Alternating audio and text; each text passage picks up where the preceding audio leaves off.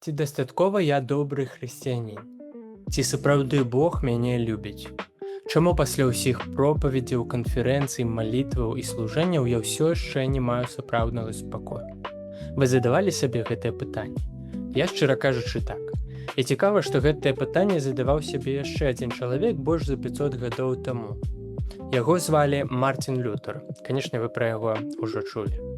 Ён быў простым манахам з Германіі, які маліўся, пасціўся і вывучаў Біблію больш за многіх з нас. Акрамя гэтага, ён амаль кожны дзень спавядаўся ў грахах і часам нават некалькі разоў на дзень.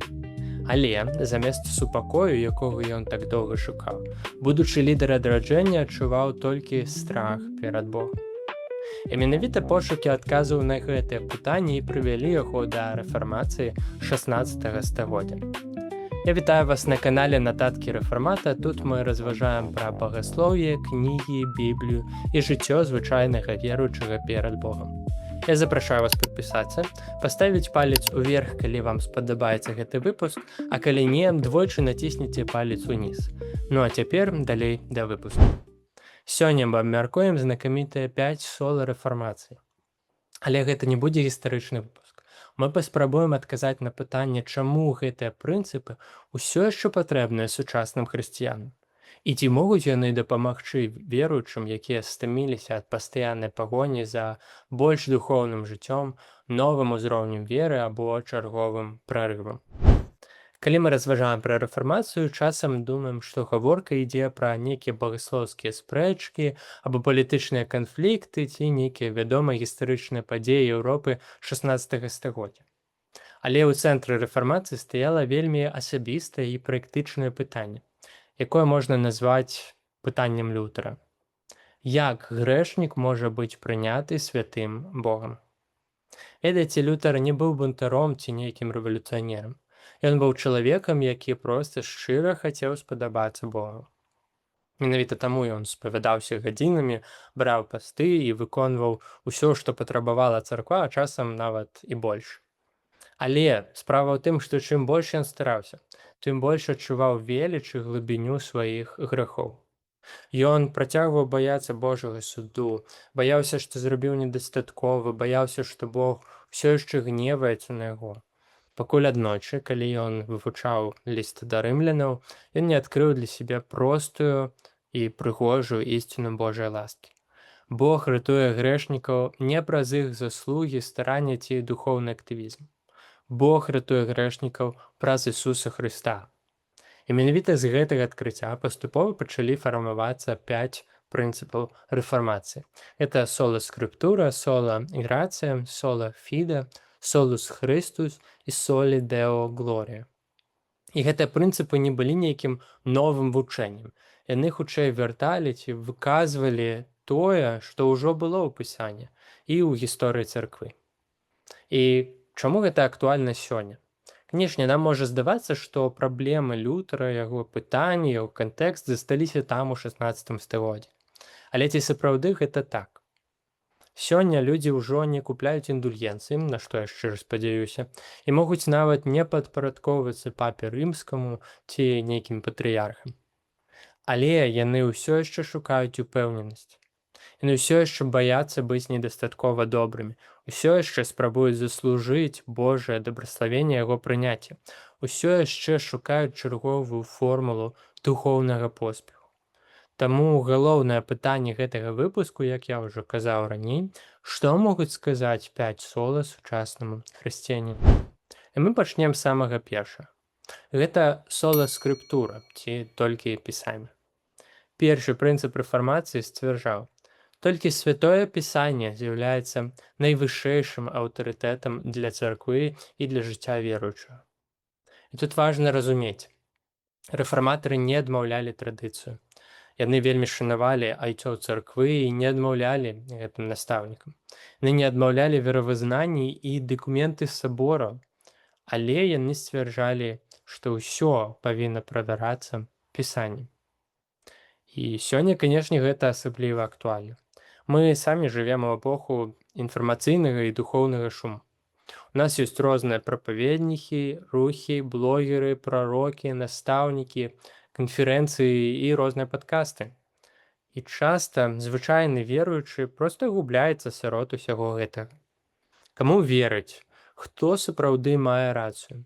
Дзе мне знайсці сапраўдны супакой у жыцці і ў смерці?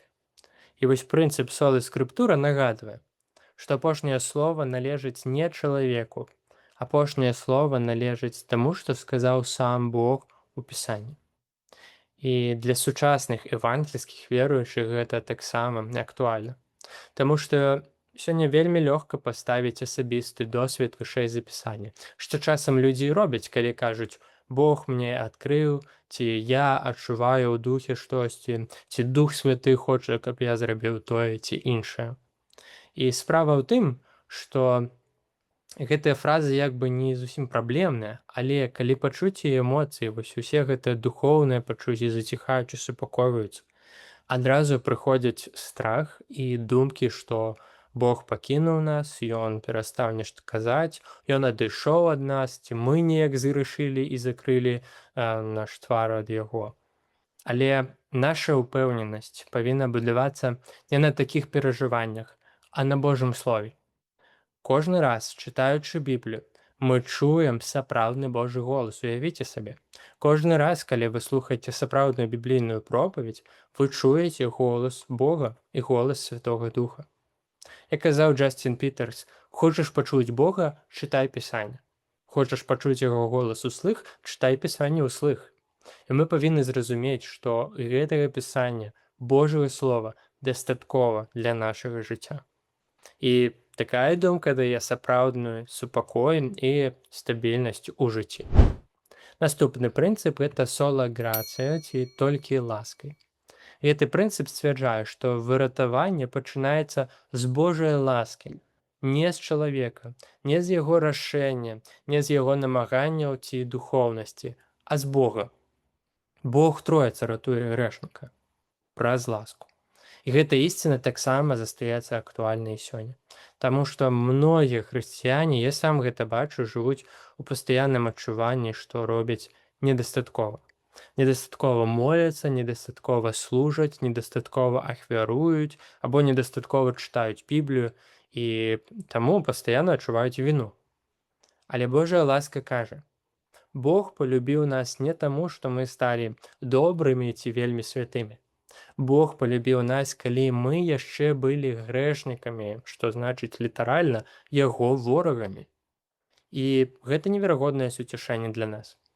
Мы не павінны заслугоўваць нешта перад Богам, бо Пісанне кажа, што кожны веруючы ўжо мае усе духоўныя дабраславенні, усё духоўнае багацце праз Хрыста у саюзе з ім і праз яго ласку.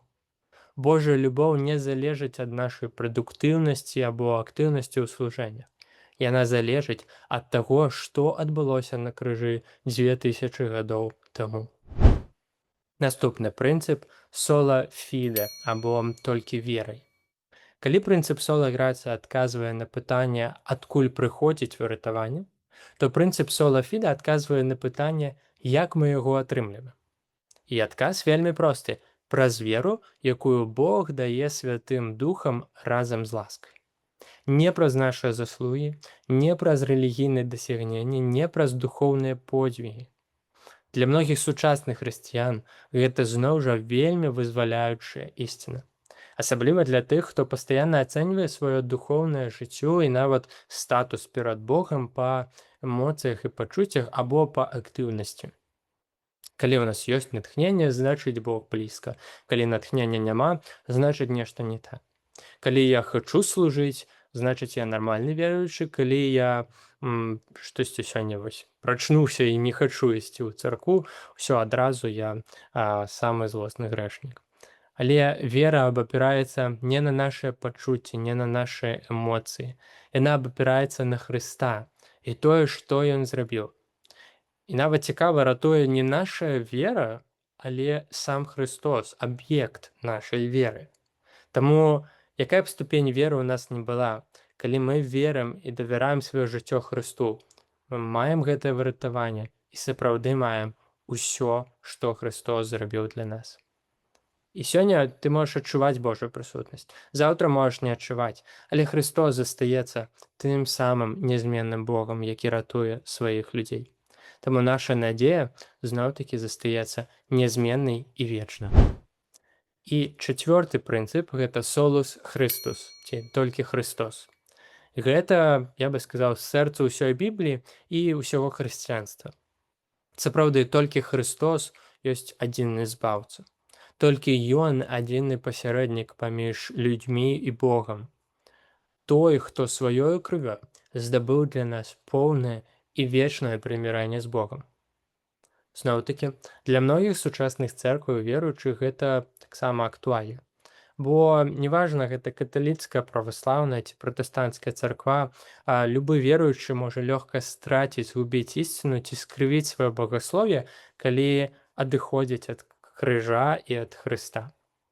Часам для нас цэнтрам становіцца пастар і яго асоба, або нейкае служэнне ці канферэнцыя. Часам духоўны вопыт або нейкі новы, асабліва духоўны рух, які шукае Бога больш глыбока за ўсіх. Але прынцып солус Христус нагадвае: твая надзея не ў прапаведніку, не ў прароку, не ў асаблівай праграме або новым метадзе і не ў чарговай духоўнай справе. Твая надзея цалкам знаходзіцца ў Хрысце. І гэтага дастаткова, бо яго кроў бясконца каштоўная для збаўлення ўсіх веруючых, кім бы яны ні былі і дзе б ні знаходзіліся. Ну і апошні прынцып солі Део Глорія, ці толькі Богу слава. Гэты пяты прынцып падводзіць вынік усім астатнім. Калі выратаванне належыць Богу, калі яно даецца праз Хрыста і толькі ў Хрысце, калі яно атрымліваецца праз веру і гэтую веру дае сам Бог, калі яно адкрывае нашы вочы для разумення Пісання і самі мы на гэта не здольны, тады сапраўды ўся слава належыць Богу. І гэта вельмі цяжкая ісціна для нашага часу. Бо мы, веруючы не веруючы, жывем у культуры самапраслаўлення, у культуры асабістых брэндаў, пастаяннага бясконцага параўнання. Нават у царкве мы часта вымяраем поспех колькасцю людзей, колькасцю праглядаў, маштабам служэння, колькасцю тых, хто выйшаў наперад на вяртанне, але галоўнае пытанне застаецца тым самым: каго ўсё гэта праслаўляе? Ці сапраўды Бог і яго слава стаіць у цэнтры нашага служэння, нашага жыцця, нашай працы, нашай сям'і і нашай царквы? Прынцып солі Део Глорія вызваляе нас ад неабходнасці пастаянна даказваць сваю значнасць перад Богом і перад людзьмі таксама. Бо галоўная мэта жыцця не зрабіць вялікімі сябе, а зрабіць вялікім Бога і яго славу. Калі паглядзець уважліва, усе 5 сола адказваюць менавіта на адну і тую ж праблему. Чалавек спрабуе знайсці ўпэўненасць у сабе, а Евангелие вучыць ускладаць яе на Бога і на Хрыста. Мы павінны захоўваць ісціну пра галоўнае дзеяпісанне вышэй за чалавечае меркаванне. Божая ласка шануецца больш, чым асабістыя заслугі. Вера ёсць больш важнай за самаўпэўненасць. Христос застаецца адзіным пасярэднікам перад Богам, і Божая слава застаецца падмуркам любой думкі, слова ці справы. І таму сёння нам патрэба не ствараць новае штосьці, але вярнуцца да таго самага Евангелія, якое ўжо аднойчы змяніла свет. Таму што царква заўсёды мае патрэбу ў рэфармацыі. Не паводле культуры, не паводле моды ці часу, не паводле чалавечых ідэй, а паводле Божага слова. Як казалі рэфарматары ўвесь час, рэфармаваная царква павінна заўсёды рэфармавацца паводле Божага слова. На гэтым я завяршаю выпуск і зноў запрашаю вас падпісацца, паставіць падабайку, пакінуць каментар, а таксама націснуць на званочак, каб атрымліваць паведамленні пра наступныя выпускі. І як звычайна, пост Tenebras Lux.